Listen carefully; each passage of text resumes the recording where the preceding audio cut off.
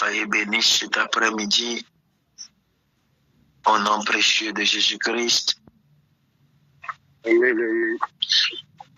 Soyez visités cet après-midi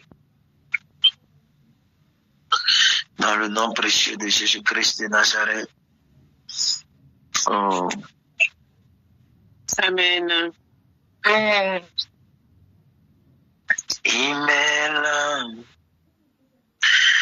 Jean chapitre 4, de verset 1 au verset 12. Au verset 14, je lis au nom du Seigneur Jésus-Christ. Le Seigneur a su que les pharisiens avaient appris qu'il faisait et baptisait plus de disciples que Jean. Toutefois, Jésus ne baptisait pas lui-même, mais c'était ses disciples. Alors il quitta la Judée et retourna en Galilée. Comme il fallait qu'il passa par la Samarie, il arriva dans une ville de Samarie nommée Sychar, près du champ que Jacob avait donné à Joseph, son fils. Là se trouvait le puits de Jacob. Jésus, fatigué du royaume, du voyage, était assis au bord du puits. C'était environ à la 6e heure. Une femme de Samarie vint puiser de l'eau, lui dit, la femme Samarie lui dit, comment toi qui es juif, me demandes-tu à boire, à moi qui suis une femme samaritaine? Les Juifs, en effet, n'ont pas de relation avec les Samaritains. Jésus lui répondit, si tu connaissais le don de Dieu et qui est celui qui te dit, donne-moi à boire, tu lui aurais toi-même demandé à boire et il t'aurait donné l'eau vive. Jean 14, verset 11 au verset 14. Seigneur, lui dit la femme, tu n'as rien pour puiser et le puits est profond. D'où aurais-tu dans cette eau vive? D'où aurais-tu dans cette eau vive? Es-tu plus grand que notre père Jacob qui nous a donné ce puits et qui en a bu lui-même, ainsi que ses fils et ses filles? Ainsi que ses fils et ses troupeaux, autant pour moi. Jésus lui répondit, quiconque boit de cette eau aura encore soif, mais celui qui boira de l'eau que je lui donnerai n'aura jamais soif. Et l'eau que je lui donnerai deviendra en lui une source d'eau qui jaillira jusque dans la vie éternelle. Je bénis ton nom pour ta parole, Seigneur. Qu'il me soit permis de la transmettre dans toute sa véracité. Que la gloire et l'honneur te reviennent dans le nom puissant de Jésus-Christ. Quelqu'un dit Amen. Amen. J'aimerais partager avec toi sur le thème le puits de la rencontre. Dis avec moi le puits de la rencontre. Le puits de la rencontre. Le puits de la rencontre. Le puits de la rencontre. Le puits de la rencontre. Mes amis, le texte que nous venons de lire, le texte de base dans Jean 4, de verset 11 au verset 14, mes amis, Jésus choisit un puits. Il choisit un puits, mes amis. Et je me suis rendu compte, mes amis, et j'ai remarqué ceci, que Jésus ne rencontre pas cette femme par hasard. Il passe volontairement par la Samarie. Un choix lourd, d'amis, de sens. Car les Juifs et Samaritains à cette époque ne se fréquentaient pas, ne se parlaient pas, mes amis. Il arrive donc au puits, mes amis, de Jacob, un lieu historique chargé de mémoire spirituelle. Ce puits jadis donné par Dieu à Jacob est un symbole d'héritage et de voyage. D'héritage, mes amis, et de promesses. Jésus va arriver au puits fatigué, il va s'asseoir. Vous convenez avec moi, mes amis, que Dieu ne fait rien au hasard. Dieu ne fait rien au hasard. Ça veut dire quoi? S'il passe s'asseoir devant le puits, c'est parce qu'il a un objectif et il connaît parfaitement ce qu'il est en train de faire. Alors la Bible déclare, mes amis, qu'il va prendre ce chemin pour aller s'asseoir au bord du puits. Je suis en train de dire à quelqu'un, sur ton chemin, l'Éternel est assis pour t'attendre dans le nom puissant de Jésus-Christ. Et tu le rencontreras certainement dans le nom de Jésus-Christ. Amen. Que l'Éternel a prévu de rencontrer. Le puits, mes amis, c'est où on puise de l'eau. Le puits, mes amis, c'est où on s'abreuve. Le puits, mes amis, c'est où on tire de l'eau. De l'eau, l'eau c'est la vie, l'eau redonne la force, l'eau c'est la purification, mes amis. Je prie cet après-midi que l'Éternel te donne Jésus-Christ de te rencontrer au lieu où tu dois rencontrer ton miracle dans le nom puissant de Jésus-Christ de Nazareth. Il y aura une rencontre entre Dieu et toi ce soir dans le nom puissant de Jésus-Christ de Nazareth. Il y aura une rencontre entre Dieu et toi dans le nom puissant de Jésus-Christ de Nazareth. Écoutez-moi, Dieu se déplace dans notre quotidien, mes amis, dans nos lieux ordinaires pour nous rencontrer. Dieu se déplace. La femme là, elle avait l'habitude d'aller au puits. Elle avait l'habitude d'aller puiser de l'eau. Elle avait l'habitude d'aller là-bas. Mais elle ne partait pas avec tout le monde, mes amis. Elle s'y rendait toujours quand elle était seule. Elle partait toujours quand elle était seule parce qu'elle avait été rejetée. Elle avait été humiliée à cause de son histoire. Personne ne voulait plus marcher avec elle. Elle était la rébut de la société.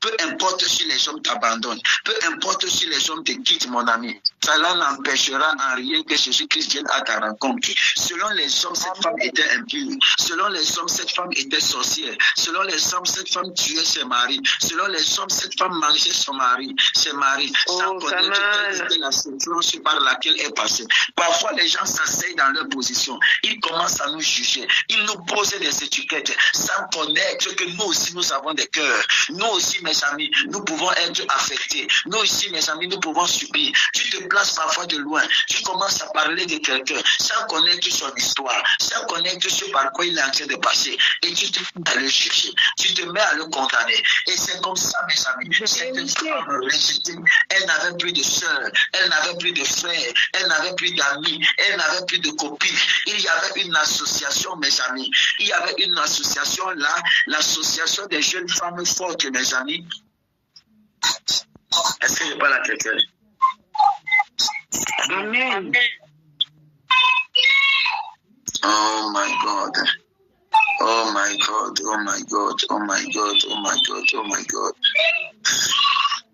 Il y avait une association des femmes, c'était l'association des jeunes femmes fortes et indépendantes, des jeunes femmes fortes, mariées, mes amis, de Samarie.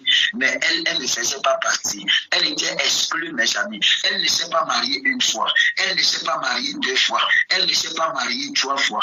C'était telle, mes amis, qu'on ne la connaissait plus, mes amis. On ne la connaissait plus par son nom. On la connaissait à cause de sa situation. On l'appelait par le nom de son problème. On l'appelait par le nom de sa souffrance, mes amis. Et cette souffrance a émis une odeur. Et c'était déjà comme un parfum. De telle sorte que là où elle passait, les gens s'écartaient à cause de ce qu'ils ne voulaient pas se frotter à elle. Je ne sais pas ce que tu vis. Je ne sais pas ce que tu traverses. Je ne connais pas combien de personnes t'ont délaissé. Je ne connais pas combien de personnes t'ont laissé. Mais ce que je veux te dire ce soir, Jésus-Christ s'en fout de ça. Lorsqu'il veut faire dans ta vie, il ne regarde pas l'approbation des hommes. Il t'approuve au nom de Jésus. Amen.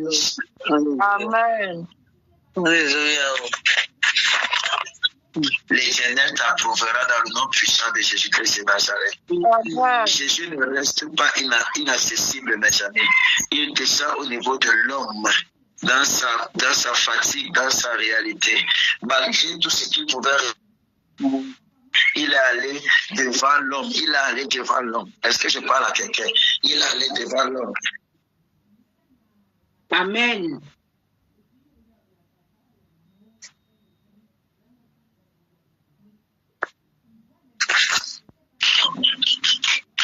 Est-ce que je suis en train de parler?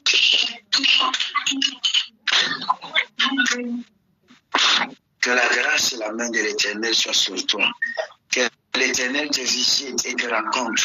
Peu importe la réputation que les gens ont voulu te donner. Peu importe comment les gens ont voulu te salir. La femme, si mes amis, elle n'avait plus de réputation. Sa réputation était terminée. Vous savez, l'un des éléments que le diable commence à détruire lorsqu'il veut détruire, il détruit d'abord ta réputation. Quand le diable veut commencer à s'attaquer à toi, il s'attaque d'abord à ta réputation. Un jour, le Seigneur m'a dit, fils, je suis en train de t'amener dans une dimension où les hommes ne vont pas te comprendre. Mais sache une chose, c'est que comme tu es en train de monter, ferme tes oreilles. Ferme tes oreilles. Parce que même ce que tu appelles frère, ils seront des instruments utilisés par l'ennemi. Ils seront des instruments. Ils se poseront, ils se disposeront et ils feront pour essayer de t'éternir et salir ton image et ta réputation. Mais sache que si tu veux aller loin, tu dois être capable de faire fi de ce qu'on dit de toi afin de pouvoir évoluer. Écoutez-moi mes amis, il arrive un niveau où on se connaît mes amis et on ne s'arrête pas simplement sur ce que les gens disent de nous mes amis. Sur ce que les gens disent de nous mes amis. Vaudrait mieux pour nous avoir un bon témoignage. Et croyez-moi, je ne vous le dis pas pour avoir une bonne conscience. Je m'en fous d'avoir une bonne conscience devant les hommes, mes amis. Je m'en fous. Est-ce que je suis en train de parler à quelqu'un? Ce que je suis en train de dire, c'est que, mes amis, ta réputation peut être ternie, mais cela ne t'empêche de rencontrer Dieu. Amen. Parce que ce n'est pas les hommes qui ont le mesuromètre de ta relation avec Dieu. Je répète, aucun homme n'a le mesuromètre de ta relation avec Dieu. Aucun homme. Les hommes aiment des préjugés. Les hommes, mes amis, ils avaient déjà des préjugés en ce qui concerne cette femme. Ils avaient des préjugés en ce qui concerne cette dame, mes amis. Ils l'ont rejeté. Ils l'ont tourné le dos, mes amis. Peu importe est-ce que tu sais qu'avec Dieu, peu importe des erreurs, l'Éternel te tendra toujours les mains. Contrairement aux hommes, les hommes vont vouloir te livrer publiquement. Les hommes vont vouloir te livrer, peu importe. Écoutez-moi, Dieu nous a appelés pour nous couvrir les uns les autres. Personne de nous n'est parfait. Chacun de nous a ses démons. Chacun de nous a ses humanités. Ce qui fera nos forces, c'est que nous soyons capables de couvrir l'autre. Mes amis, Elisabeth, merci pour le volume de ton piano, s'il te plaît. Est-ce que je parle à tes pères? Amen. L'amour, ce n'est pas simplement d'exposer ses frères. L'amour, c'est la capacité de pouvoir couvrir. Peu importe l'humanité de ton frère, tu dois être capable, mon ami, qu'on sente que malgré sa faiblesse, elle est forte. Il est fort. C'est ta force plus ma force, mon ami. Il faut aussi nos faiblesses. Quelqu'un dit Amen. Amen. Amen. Amen. Amen. Amen. Les gens ne savaient pas que cette femme-ci qui avait été rejetée devait devenir l'instrument par lequel, l'instrument pour annoncer la parole. Elisabeth, est-ce que tu peux me baisser le volume de ton piano? Elisabeth. C'est pas nous qui. Non, pas toi, Elisabeth de la Guadeloupe. Est-ce qu'elle peut un peu baisser le volume de son piano? Voilà. Baisse encore un peu, s'il te plaît, Elisabeth. Merci. Amen. Est-ce que je parle à quelqu'un? Amen. Est-ce que je parle à quelqu'un, mes amis? Amen. Cette femme, mes amis, cette femme représente chacun de nous, mes amis, fatigués, assoiffés, mais pourtant une bouche pleine, mes amis, pleine de nos luttes, pleine de nos blessures, pleine de nos traditions, pleine de nos déceptions. Nous avons soif, mais nous avons une cruche. Et cette cruche, mes amis, n'est pas pleine d'eau. Elle est pleine de nos blessures. Elle est pleine de nos déceptions. Elle est pleine de tout ce que nous avons traversé, mes amis. Comme cette femme, mes amis. Mais peu importe ce que nous vivons, nous devons être capables de nous approcher du Seigneur, mes amis. Est-ce que je parle à quelqu'un? Une femme vient puiser de l'eau, mes amis. Elle a une cruche, un symbole de ses efforts humains pour trouver satisfaction. Mais Jésus lui demande, donne-moi à boire, donne-moi à boire, donne-moi à boire. Et cette dernière, mes amis, sera surprise par cette demande. Pourquoi Jésus demande-t-il de l'eau à une femme, mes amis, samaritaine, alors qu'il est juif? Pourquoi elle, seulement, mes amis? Pourquoi elle seule? Aucune, mes amis. Pourquoi, mes amis? Pourquoi celle qui ne devrait pas être approchée a été approchée par un intrus? Pourquoi celle qui ne devait pas être côtoyée s'est retrouvée en train d'être côtoyée, mes amis? Jésus-Christ va toujours te côtoyer. Est-ce que je parle à quelqu'un? Jésus-Christ va toujours te côtoyer. Jésus-Christ va toujours te côtoyer, mes amis. Oh, c'est à ce moment-là En ce moment que Dieu choisit d'apparaître, il choisit les moments où nous sommes vulnérables, mes amis, pour nous révéler sa grâce. Cette femme fatiguée, mes amis, fera l'expérience de la grâce de l'Éternel. Fera l'expérience de la grâce de l'Éternel. Oh my goodness. Quelqu'un dit avec moi l'eau vive. Une promesse de transformation. L'eau vive, une promesse de transformation, mes amis. Jésus-Christ va répondre à cette femme. Si tu connaissais le don de Dieu et qui est celui qui te dit, donne-moi à boire, tu lui aurais toi-même demandé à boire et il t'aurait donné de l'eau vive, mes amis. Cette eau vive est l'Esprit de Dieu, est la vie nouvelle, est la restauration, est symbole de restauration.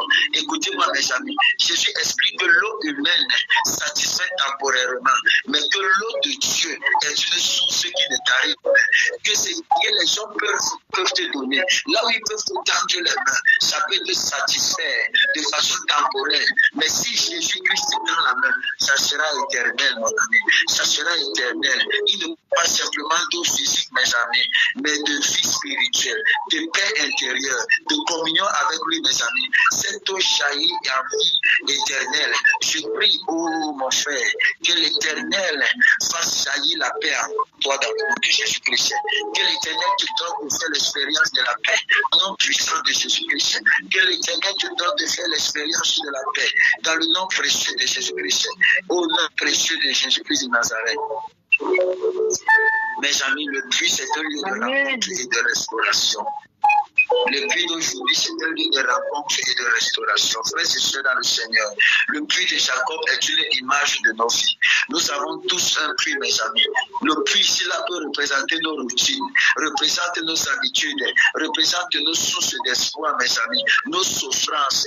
Mais, mes amis, ce qui manque souvent dans tous ces moments-là, c'est la rencontre de Jésus-Christ. Peut-être toi aussi, tu portes une cruche remplie de tes efforts humains, du travail, des traditions, des solutions temporaires. Mais Jésus-Christ m'envoie te dire ce soir, laisse ta cruche et viens boire de l'eau que je te propose. Laisse ta cruche et viens boire de l'eau que je te propose. Laisse ta cruche et viens boire de l'eau que je te propose. Laisse ta cruche, laisse tes problèmes, laisse ton inquiétude et viens boire de l'eau que je te propose. Aujourd'hui encore, mes amis, Jésus est assis près de ton puits. Il t'appelle à une rencontre personnelle avec lui. Ce n'est pas une invitation vide, mes amis. C'est la promesse de la restauration, de la paix, mes amis, et de la vie éternelle. C'est la promesse de la restauration, de la paix et de la vie éternelle, mes amis. Est-ce que je parle à quelqu'un? Amen. Amen, amen. Ce n'est pas terminé. Amen. Ce n'est pas encore fini pour toi.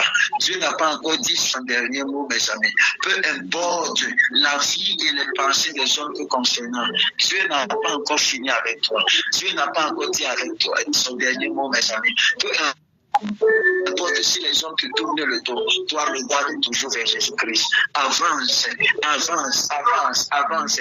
Ma soeur me dit tout à l'heure, mes amis, toi poursuis simplement ton chemin. Peu importe, ça c'est la distraction. Poursuis simplement ton chemin. Mes amis, poursuivez votre chemin. Allez-y foncer. Que rien ne vous retarde, que rien ne vous limite. Nous avons des grandes choses à faire. Nous avons une destinée. Nous avons les plans de l'Éternel accomplis. Nous ne devons pas nous laisser distraire.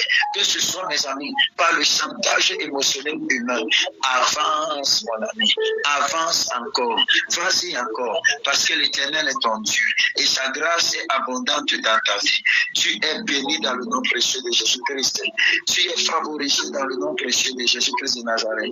Toute puissance qui te combattait est renversée dans le nom puissant de Jésus-Christ de Nazareth. Toute main maléfique derrière vous est détruite dans le nom puissant de Jésus-Christ. La grâce de Dieu sera parlable dans ta vie. Au nom puissant de Jésus-Christ. Quelqu'un dit Amen. Amen. Amen, amen. Amen. Que le Seigneur te visite puissamment. Que le Seigneur te visite puissamment. dans tout ce que tu as. Je crois au nom de Jésus-Christ. Toute force qui s'oppose à toi, toute puissance qui s'oppose à ta vie, soit renversée par le feu, soit renversée par le feu, soit renversée par le feu, soit renversée par le feu, dans le nom précieux de Jésus-Christ, dans le nom puissant de Jésus-Christ de Nazareth. Je libère les anges à ta rencontre. Je libère les anges dans le nom puissant de Jésus-Christ de Nazareth. Je déclare que ta bouche sera remplie de témoignages au nom puissant de Jésus-Christ de Nazareth. Ta bouche sera remplie de témoignages au nom puissant de Jésus-Christ de Nazareth. J'annule toute forme de réclamation de l'ennemi contre ta vie au nom puissant de Jésus-Christ. Tu es béni, mon Dieu. Tu es béni dans le nom puissant de Jésus-Christ. Tu es béni dans le nom puissant de Jésus-Christ de Nazareth. Quelqu'un dit avec moi Amen, Amen, Amen. Amen, Amen, Amen, Amen, Amen. Soyez bénis. Soyez bénis, soyez bénis, soyez bénis, soyez bénis dans le nom puissant de Jésus-Christ. Nous nous donnons rendez-vous lorsqu'il sera 17h30. Amen. Amen. Amen. Amen. Shalom à tous, shalom, shalom, shalom. Shalom, shalom, shalom, papa. Shalom. Shalom à tous.